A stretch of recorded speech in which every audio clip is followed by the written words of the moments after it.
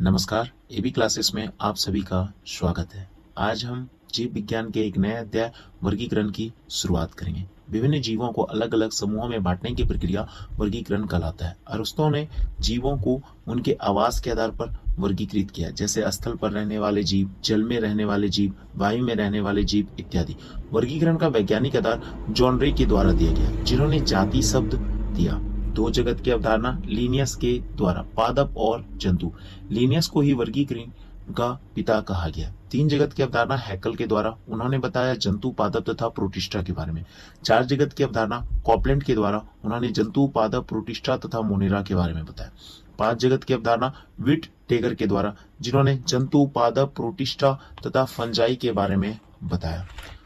वर्गीकरण की सबसे बड़ी इकाई जंतुओं के लिए किंगडम को कहा गया है। उसके बाद संघ, वर्ग, गण, कुल, वंश और जाति। वर्गीकरण की सबसे छोटी इकाई जाति होती है। अब हम एक एक करके सबको पढ़ते हैं। मोनेरा, इस जगत को हैकल के द्वारा 1866 में दिया गया।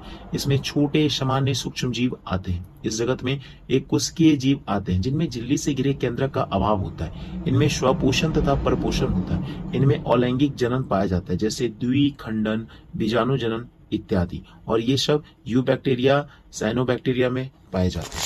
अब है प्रोटिस्टा जगत। इस जगत में जलीय एक कोशिकीय जीव, यूकेरियोटिक जीव आते हैं। कोशिकीय संरचना प्लाज्मा लेमा नामक कोशिकीय झिल्ली से घिरी हुई होती है। कोशिका भित्ति सेल्यूलोज तथा प्रोटीन की बनी होती है। इनमें विभिन्न कोशिका अंग जैसे माइटोकॉन्ड्रिया, गोल्जी काय, अंतःप्रद्रव्य जालिका, गुणसूत्र इत्यादि पूर्ण रूप से विकसित होते हैं। इनमें 28 प्रकार के राइबोसोम पाए जाते हैं। कुछ प्रोटिस्टा में हरित लवक पाए जाते हैं। जनन लैंगिक तथा अलैंगिक होता है। इनमें पोषण, स्वपोषण अथवा परपोषण होता है, और इनमें अमीबा, यूग्लिना, पैरामीशियम और प्लाज्मामोडियम जैसे जीव आते हैं।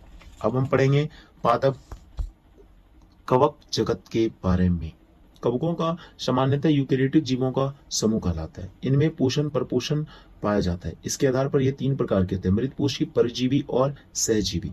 इनकी कोशिका भित्ति जटिल शर्करा अर्थात काइटिन की बनी होती है। जनन लैंगिक अथवा अलैंगिक हो सकता है, और ये खमीर, राइजोपस, मशरूम, पेनिसिलियम में पाए जाते हैं। और आगे के बारे में हम पढ़ेंगे अपने अगले पार्ट में। धन्यवाद। जय हिंद।